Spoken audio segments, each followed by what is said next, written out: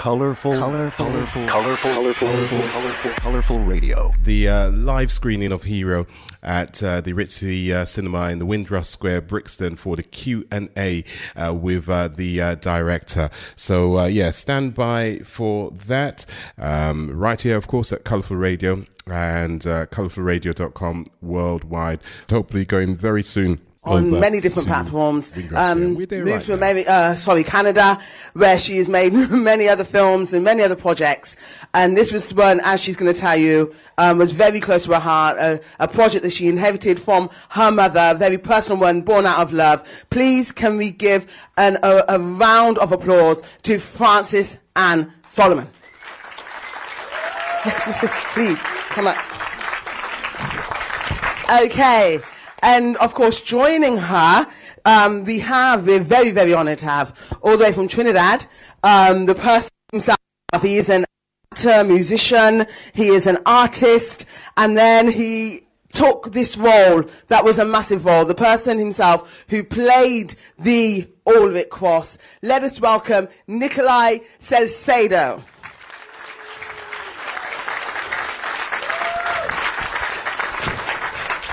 Thank you so much for coming. Okay, now I do, we have another very special guest. I'm trying to see where he's sitting. Wave at me, because there he is at the back. I'm so sorry. Okay, we have a very special guest with us today. He's, again, someone who's flown in to be with us just for this part of this tour. He is here today. He is the of Aldwych Cross, Mr. Richard Finch. Let's please welcome him.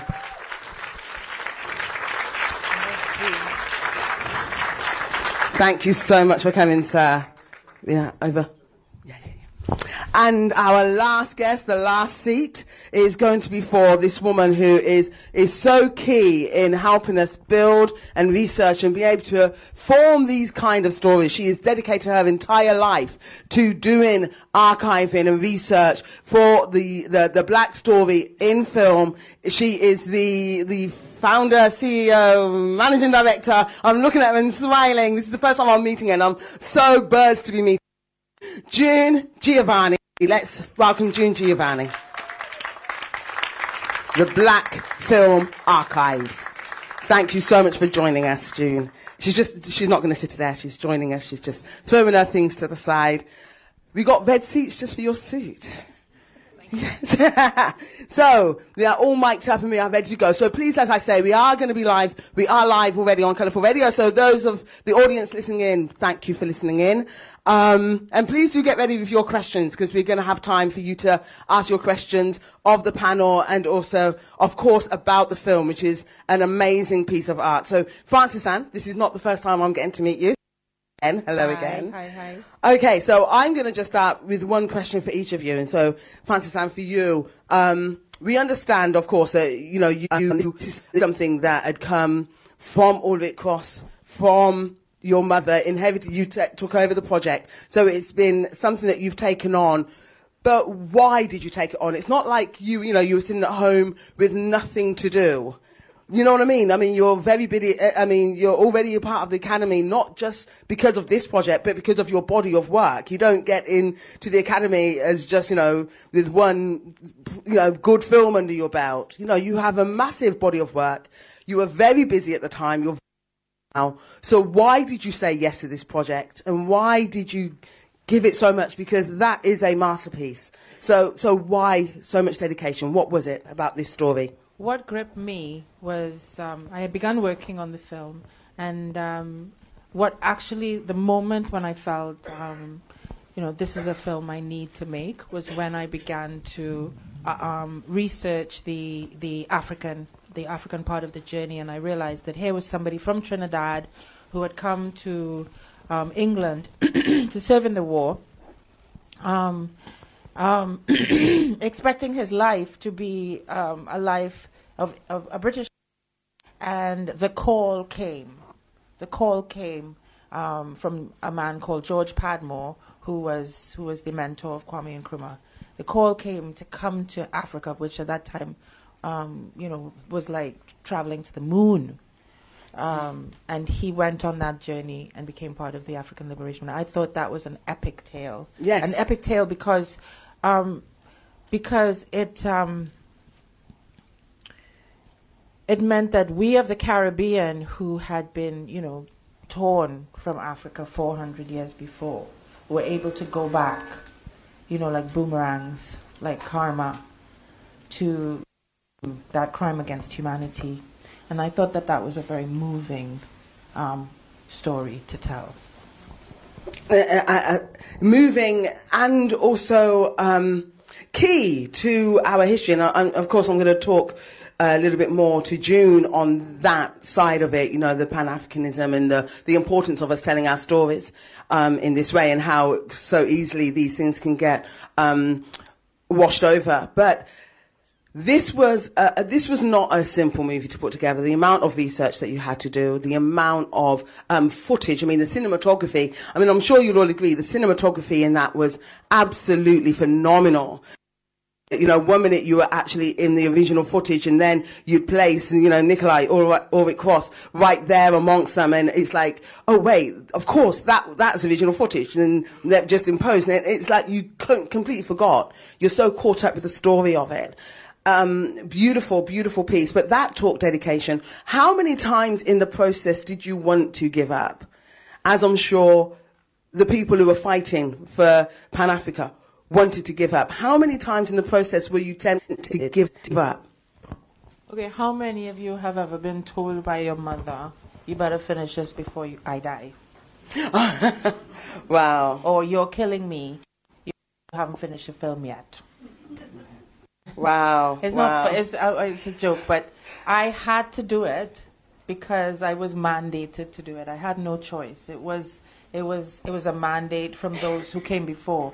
They were gone. They didn't have a voice. I had to be that voice, and so I did finish it. And it was it was really about reclaiming our stories. It was about bringing to life those lives which had become invisible, so that all of you, but not just you, but the children, our children coming after us, the young people, can know that we are the shoulders of giants. That's really what it's about.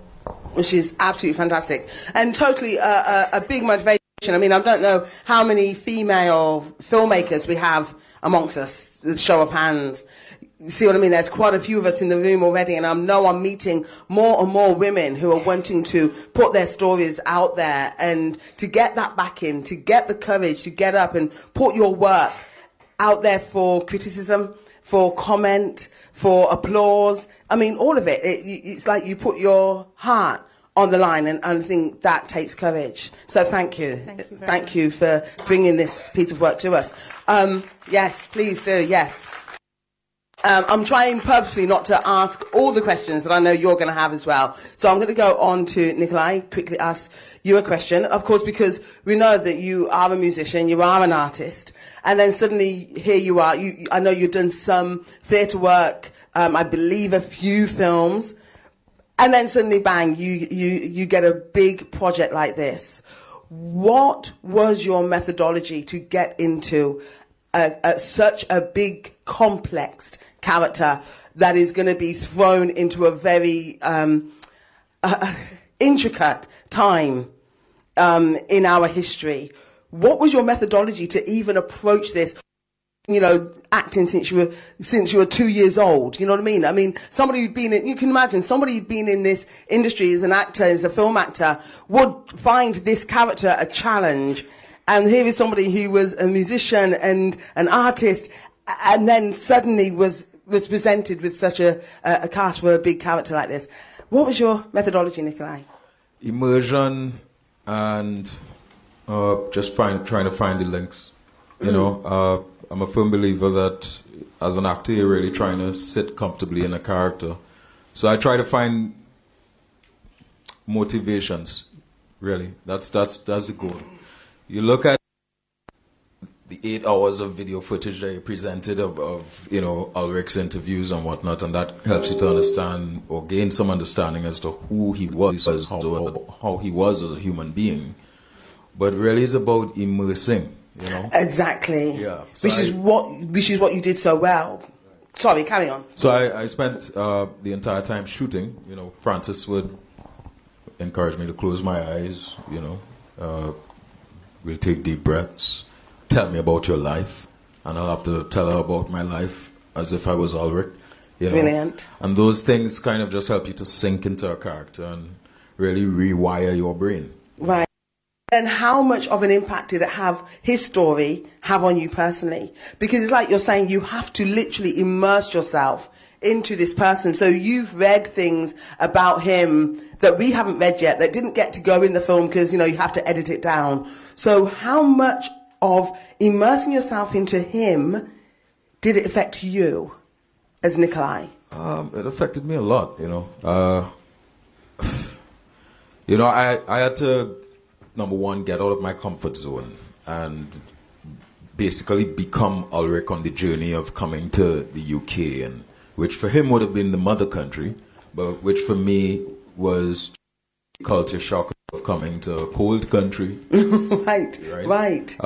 Going to Ghana and experience the culture shock of thinking, being taught all my life that I'm African, and then going to Ghana and realizing I'm not as African as I thought I was. But then there was also stepping into somebody else's shoes. For me, most times when I take a role on, it kind of just sticks with me. Right. Just at least a couple of things, So I know, for instance, before I took on this role, I spoke a lot differently. I spoke very hard Trinidadian accent. Whereas now I'm, I guess, a bit more, You've tempered it a little bit. Yeah. I'm sure once you get back home, it will be full on accent. Of course. But it also kind of made me realize, just how universal a lot of things are, and the issues that the film dealt with. I've been reading, I'm a history buff, so I've been reading about all of those things all my life, but having to live it was much different. So I never knew about Patrice Lumumba. I didn't even know Patrice Lumumba's name before I started this project. Right. And then to and these events that did take place, it really, I think, I tell people all the time, it changed a lot about my politics. It changed a lot about, the way I view people and race and capitalism, socialism, all these little phrases and words, I began to have a real life experience of living through of these things.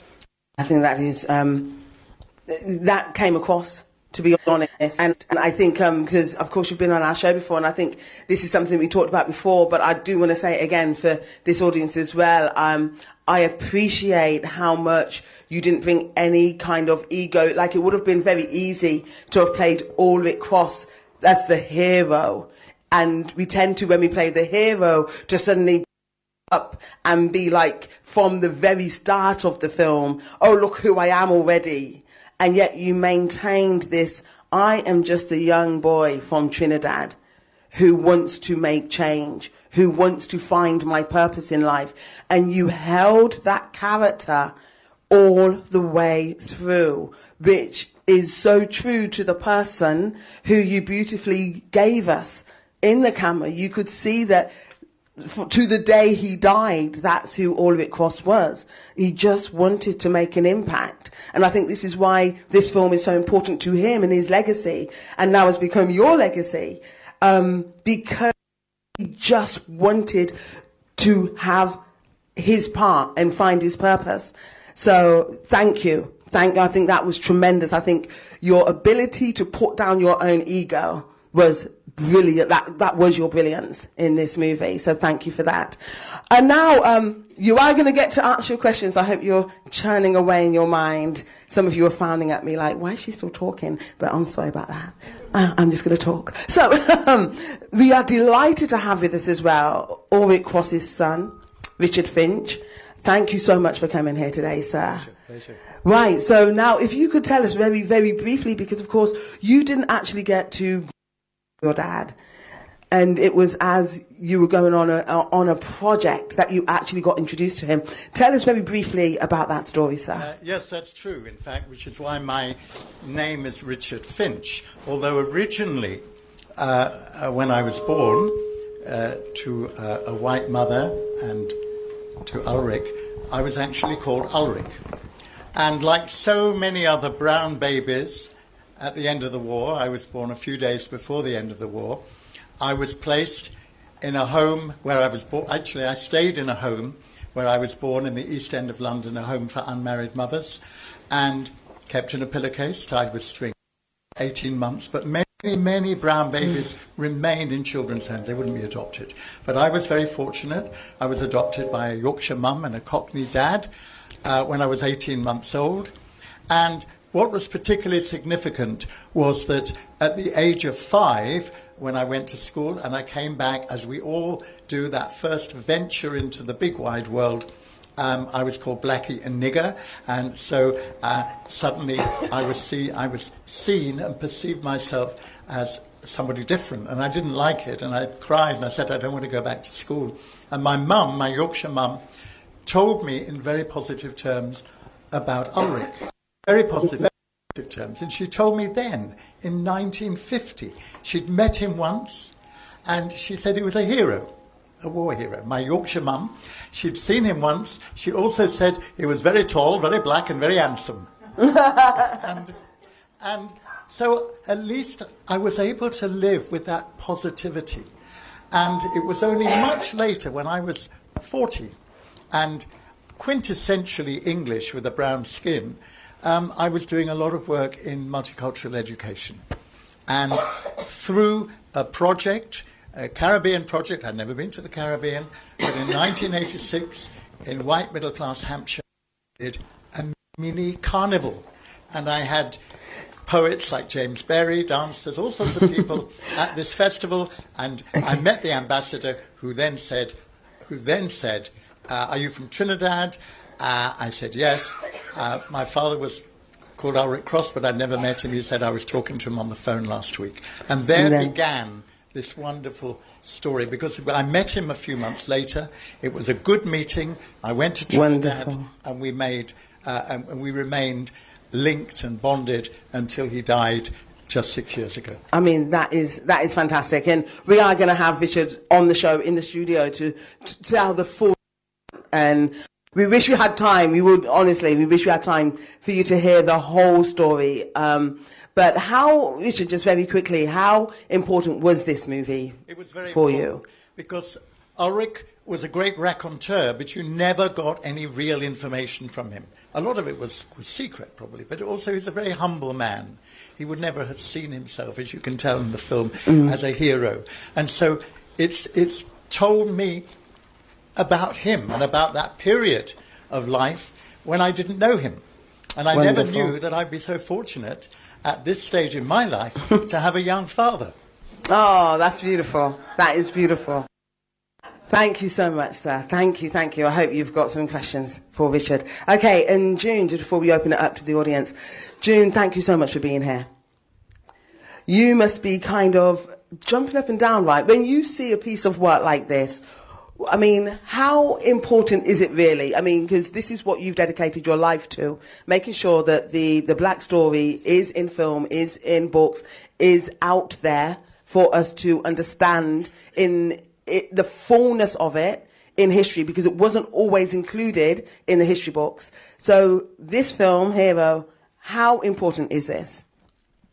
Well, it's as somebody who has been working with Pan-African cinema for a number of years. That means working on the African continent, the Caribbean, here in Britain, the US. Yeah. And so it is really, really important because, the archive is called the Pan-African Cinema, and I'm still daily having to explain to people what Pan-Africanism is. And it was, in fact, this film, its value for me is exactly how Nikolai described it, because very often I'm presenting documentaries is there, documentaries about W.A.B. Du Bois, documentaries about C.L.R. James even, and that time.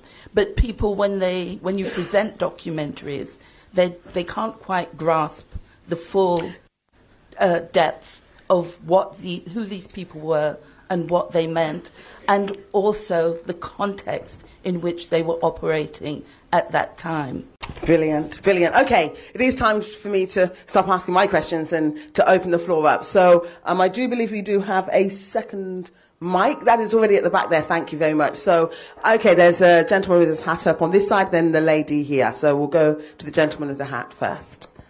Yes, I just want to say that this Francis and Solomon film is most educational and informative, and I hope that, you know, I applaud she and everyone involved in the making of this film, and I would want this film to be shown especially to children in schools, because it's most important, and we have to catch our young from now, because this film will show them about the racism that they are experiencing at their early stages and so on. And I must applaud Nikolai. I think it was his in the film, and no, not a feature film. First he should feature do film. yes, and he should do more. He's a fine actor. You know, he played the part very, very well, you know, so you should do more. And finally, there was a part in the film that said that Kwame Nkrumah, they were waiting, but he did nothing in terms of helping Lumumba. I just have to say, where that is concerned, is that Kwame Nkrumah did send Ghanaian troops, but the fatal mistake that he made against the advice of Ghanaians was that the Ghanaian troops, under the command of the British General Alexander, who was the general for the British imperialists before independence, and he was told by his other Ghanaians that, listen, when it comes on to racial loyalty, this is a reality, and he's going, if you send him, he's going to work on behalf of his other Europeans like the US and France and Britain, etc., which is what he did. So instead of the Ghanaian troops protecting Lumumba, they were actually used to bring about capture and eventual murder by the British, Americans. All of them were involved in that. Okay? Thank you. Thank you very much. Well done. You. Thank you. As we're coming down to the lady in the front, who was next here in the grey, if when you say your points, if you can make them really punchy, ask your question. I mean, I know you want to say something nice, and then ask your question. That would be really helpful. So thank you very much for the film. It's a really important film, and I really appreciated it from a personal level. My dad was also in the RAF, came over from Jamaica, served in the RAF, so personal links there. I really appreciated the film, Francis, from the point of the historical remit of that film. There's so much in it that is so important, that so needs to be told. I love history. I've never heard of Ulrich. So I really do thank you again on a personal level. My question, though, is you've started his story. There's clearly a second story. Will that also be told? Yeah, you're welcome to do so. Can I? You're welcome. There you go. That gauntlet and There you go. For the, I think it was the gentleman in the hat, and then we'll go to the lady. Can I also say, in relation to what the lady just said, the thing is, yeah, there is a lot in the film. And for all of you, if you come and see the film again, you will discover even more. Yeah. That's the thing. It is so, and it is so intrinsic. You can engage with the film, go off and find out some more, and come back, or even just come back to see it. You will find other levels. Yes. Because it's a very rich film. Thank you so Every much. time. Thank you. My name is Stephen Dale. So I've seen the film 3 times. And this time, actually, you're right. I feel very emotional about it now. I can feel the emotion to see how different. It's a multi-layered film. And I think it's, when you read about Ulrich Cross, you have to read about the other heroes, like Arthur Wind, who was a medical doctor, who was in the Royal Air Force. You have to read about Errol Barrow, who was the best flight a navigator in the Royal Air Force for shorter pump, used him actually. There were so many brilliant black people there. And I think there's some really lines in the film. They were losing the war. I think that's where the key thing in the British were losing the war. These people were trained for 2 years, kept on the sidelines, because in their heads, part of the racism was black people not capable of driving planes. They were so intellectually inferior. So those things, after so many people had to force them. Flying a treetop, black lives did not matter, you say. And after the war, then you forget about them. And I think the timing of the film is so important because as Britain now pivots away from Europe, it is back to Africa again. And therefore, this film is saying to us, no, not this time. It provides a lot of information about, and it's a very educative film. We have to not only watch it, but analyze it. Actually, I wrote a very poem about the film because I was so touched by what it was saying. But the question I want to ask is this. Is there going to be sort of a series of films on heroes in terms of people like Errol Barrow, for example, people like Billy Strachan, people like Scobie, who was the father of black history in this country? Thank you. So there are a whole lots of people. Well, again, I do encourage all of you to make your own films. I spent 8 years making that movie, all right? So and I feel like it stands... No, I think people should advocate for the others. Yeah, I believe, I think what if I was taking my orders, as I keep saying, from those who had passed on. If I had been waiting for somebody to commission me to make a film like this, it would not have been made. In fact, all the powers that be told me that it was a bad idea to make a film like this because they're not interested in these stories. They would prefer to tell stories about black people that show us as pimps and prostitutes and poor people who have no agency and no ambitions and are only either victims or criminals. So for us to tell these kinds of stories, we have to fight to do that. And I hope that one of the things that I've done is create a template that can serve for others to tell the millions of stories that we have. There are heroes sitting among us. We all have such extraordinary lives of survival and heroism, and your stories. Wonderful, thank you. Okay, if we can keep the first comment as short as possible so that you can go straight to your question, then we can get more because there's a few people. Thank you. Hello, my name is Anne Thompson, and I'm incredibly proud to be here.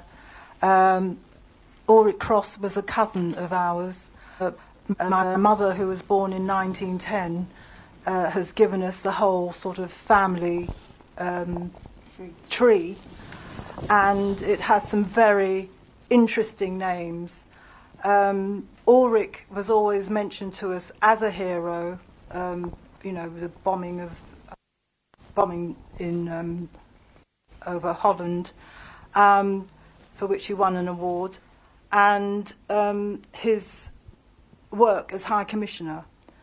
Within the family, we've got a Semper, who incidentally was married. The Semper was married to Padmore, and the other famous name in our family are the Carmichaels, of which Stokely Carmichael is another cousin. So what I say is that the film needs to be made. I'm delighted to meet with Richard, who is Ulrich's son, and hopefully do some DNA testing to make, but I have met Stokely Carmichael 4 times, and he thinks that, yes, we are cousins. And my question is, as other people are saying, that there's heaps of films. I'm ready to support or help in any way, and the work and the history is out there. It's in the family tree. That is awesome. Thank you so much for that. Thank you for coming. Okay, so we have the gentleman over there in the white top, and then we have the lady at the back in the black. No, because we're on live on air on Colourful Radio, so we want to make sure that our audience... Sorry. Thank you. How did you fund the movie? We got We got funding from Trinidad, from the Republic Bank of Trinidad and Tobago. They have a fund called the Power to Make a Difference, and they really funded it mostly. And then my mother also raised individual donations from everybody she knew. And we got smaller amounts of money from other corporations in Trinidad. And then we got finishing funds from Canada, where I'm a Canadian. I'm a Canadian filmmaker, so that's how it was made. It was quite a small budget, so it took a long time to make. It doesn't look like a small budget at all. It was, believe me. You made it look big. Thank you. The lady at the back in the black. Hi, so I'm going to keep this quick. Miss Solomon, absolutely amazing film. I think it was amazing. It was great. Nikolai, you were absolutely encapsulated on screen. And my question is, so I want to be quick because I know that you're on air. Timing is, you obviously filmed it. I think you said it took you 8 years. What was it like for you in terms of the editing process? Because I can imagine that there were some scenes you got attached to, some of the research that you found out and you thought, oh, should I keep it in, should I not? So how was the editing process for you? Well, the shooting was relatively short. We shot Trinidad in I shot interviews in 2011. Trinidad in 2013. In 14 we went to the UK, we shot here, and then we went to Ghana. And then we did a lot of pickups in Canada, which is where I live. And really between 2014 and this April was editing. In terms of how was the editing was a process of finding the story, finding the structural and aesthetic devices that would deliver the story that you see, and that took a very, very long time, both in terms of digging the story out of the material and the form of the story, but also together. In terms of weaving together the archive, but weaving together all the strands. We went back and forth in time, as you can see. We start in the past, but then when Padmore's story comes in, we start weaving back and forth in order to give that context. And there was obviously a lot more context that we ended up cutting down, because at the end of the day we had to follow one line, which is what is going to help you to understand best Ulrich's story, and that was what drove it through. Absolutely brilliant. Lady just here, and if you have a question, show me your hand so that I know how many. Okay, 1, 2, 3, wonderful. I just want to make the point that the film is amazing. I really enjoyed watching it. I knew a lot of this. I've actually got a short DVD when Ulrich Cross was actually on the BBC with some other African heritage soldiers. But my point was that the film for me highlights the fact that this work is Pan-Africanism has to continue. There is a war against our people for our resources that have been at the beck and call of everybody else for centuries, and our people are dying and starving. So we all have a duty and a responsibility that war continues and that fight ends. Thank you. Thank you. Wonderful. That's the point for me.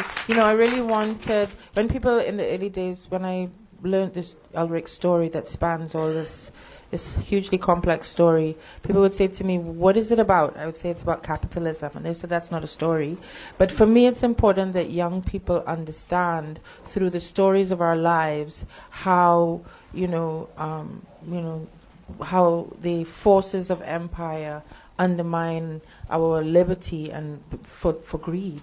That no other reason that we are suffering. Young people understand, because otherwise we blame each other. Why aren't we doing better, So that the Pan-African movement, that those brilliant men were killed and undermined from the beginning. Awesome. Who had the question here? Yes, the gentleman just down here in the grey.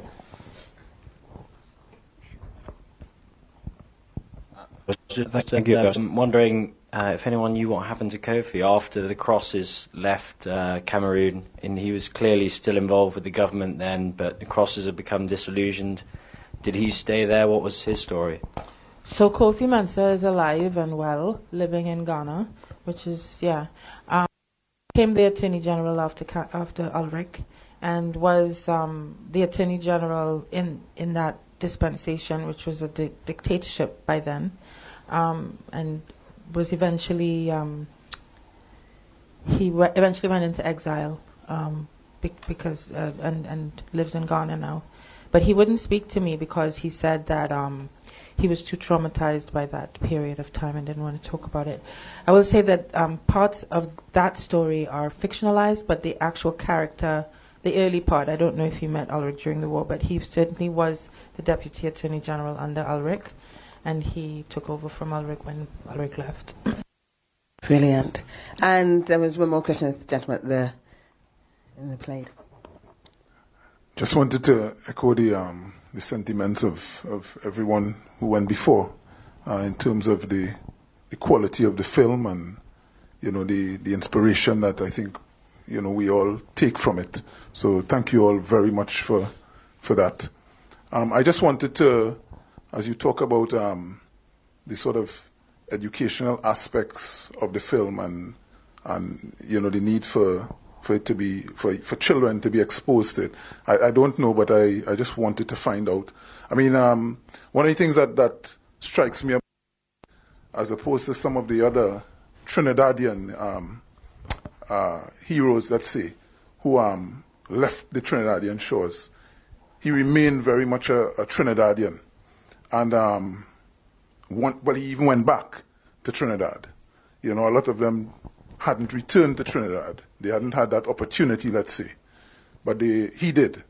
And so I was sort of wondering if you all had any intentions of, in terms of the tour, to take this film back to Trinidad. We're going to be opening in Trinidad in May next year. It's already screened 4 times in Trinidad.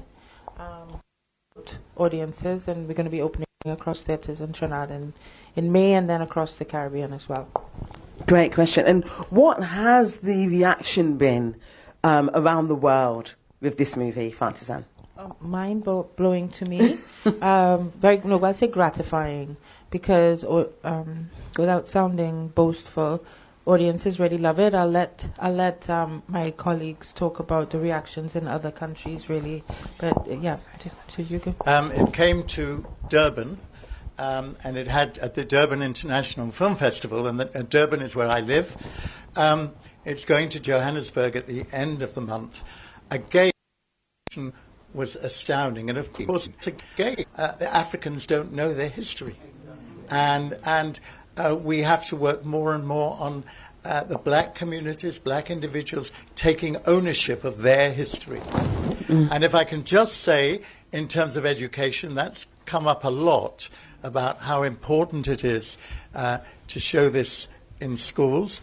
I'm hoping that it's going to be shown at Kingsdale School down the road, where I was a deputy principal for a number of years, and I think there's a lot of potential there. Ulrich was also very committed to education. And when I was told, before I met him, that when I met him, it would not be a big emotional meeting. He would shake my hand very gentlemanly, and we'll talk about education and cricket.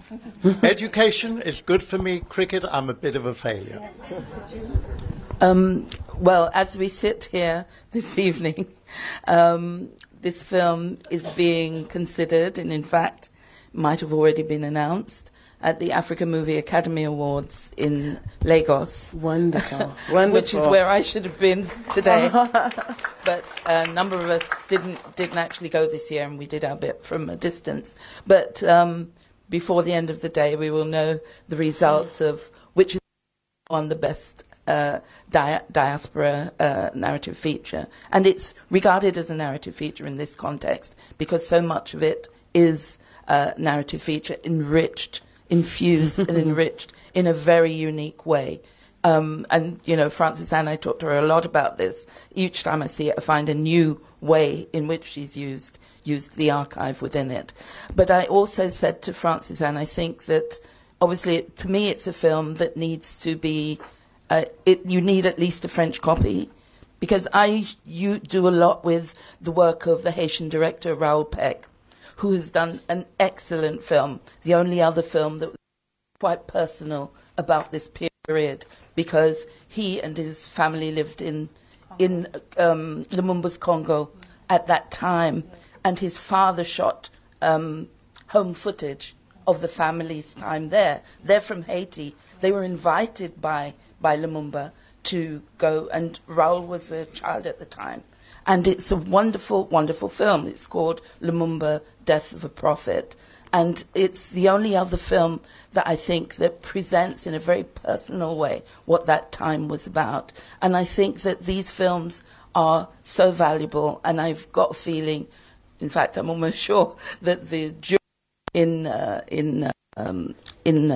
Lagos today will recognize that. But I do think it should be shown in other, at least in French, because of the Francophone spread of the African continent and of the Caribbean.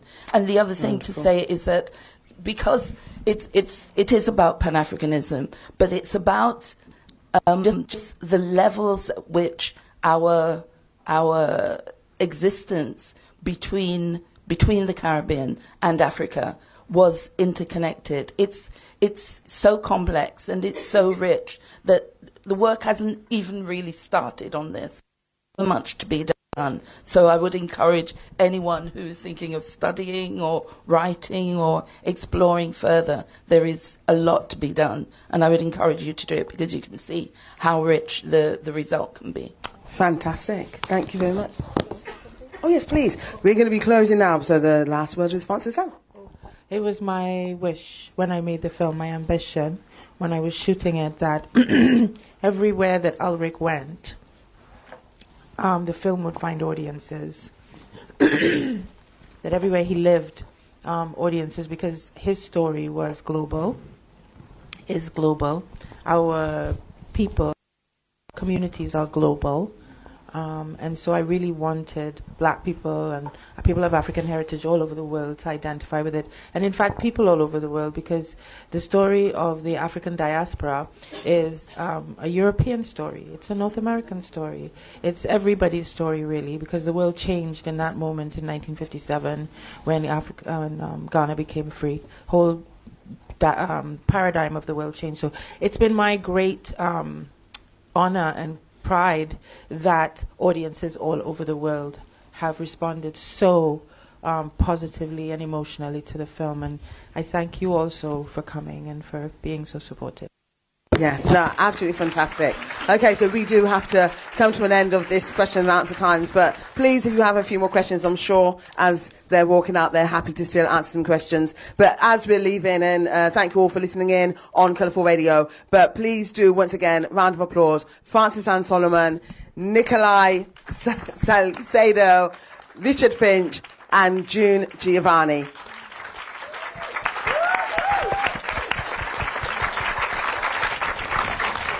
Colorful